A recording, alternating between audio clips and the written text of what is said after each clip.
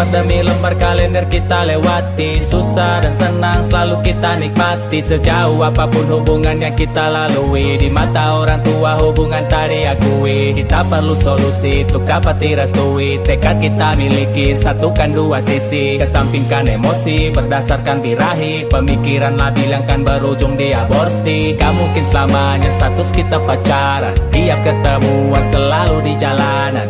Sembunyi di balik banyaknya pertanyaan, terdiam dan penuh harapan. Harapanku, aku ingin kau halalkanku, segera untuk lamar aku, jadilah imam di masa depanku. Harapanku, aku ingin kau halalkanku, segera untuk lamar aku, jadilah imam di masa depanku.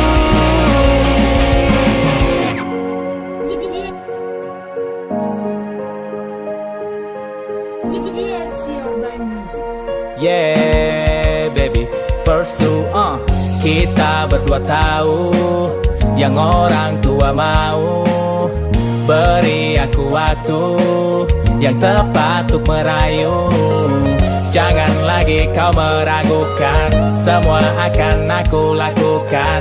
Yakin pasti aku temukan cara untuk menyatukan. Bantu aku agar bisa meyakinkan kita siap melangkah ke pelaminan. Tuhan tahu kau dan aku punya keinginan, niat sungguh-sungguh bukan sekedar mainan. Harapanku, aku ingin kau halalkanku, segera untuk lamar aku, jadilah imam di masa depanku.